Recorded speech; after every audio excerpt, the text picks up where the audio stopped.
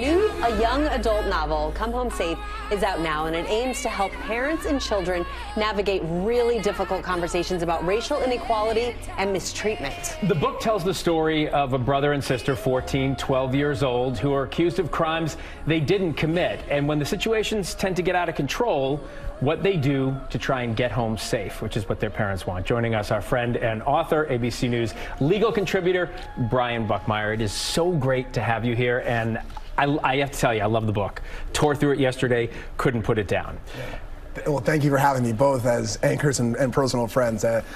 I smiled from ear to ear when I heard we're going to all be sitting here today. So we had a lot to talk about, but you say this book was inspired by your relationship with your younger brother, Tyler. What led, and I read it in the book, but for viewers who haven't, what led to writing this book? Yeah, so I'm the, I guess, oldest of 5 children. My parents, divorced when I was 3, but my father remarried, had my sister, 2 brothers, my mother had my brother, but unfortunately the later 2 brothers passed away.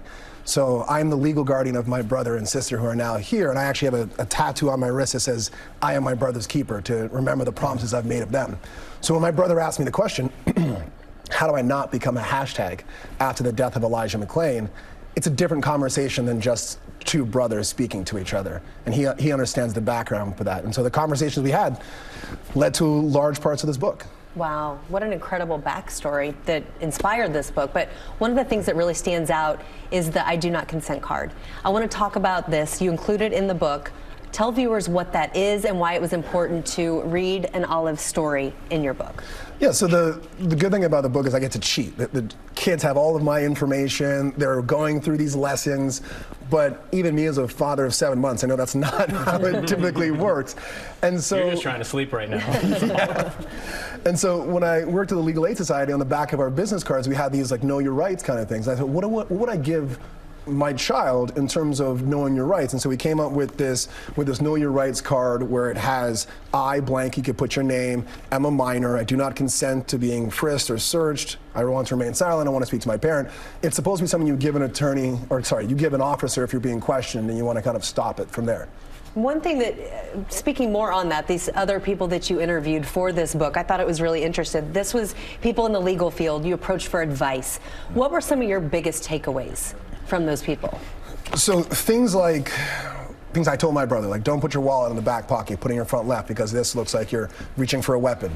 Someone told me I don't even let my children have black, brown, or silver wallets because they look too much like the butt of or handle of a gun.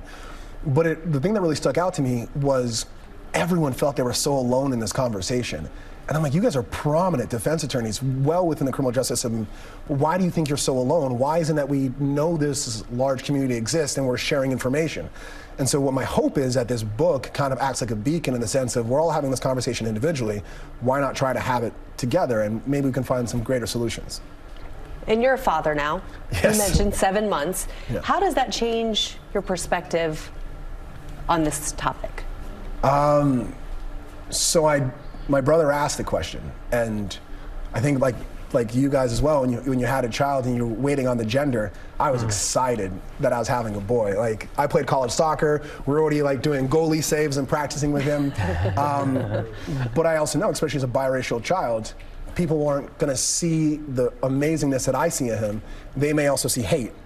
And so I know it might not be an issue of if, but when he has these conversations with me and I have to speak with him. And so having a son, there was a lot of positive, but there's some things I got to teach him, and I think that helped. Yeah, well, just reading this book, a lot of fathers and sons and daughters are going to do this together. It's a great book. Thanks for writing it, Brian. Thank you, friend. Appreciate Great it. book. ABC News legal contributor Brian Buckmire, thanks so much. And you can pick up a copy of the book everywhere books are sold. Well, hey there, GMA fans. Robin Roberts here. Thanks for checking out our YouTube channel. Lots of great stuff here. So go on, click the subscribe button right over here to get more of awesome videos and content from GMA every day, anytime. We thank you for watching, and we'll see you in the morning on GMA.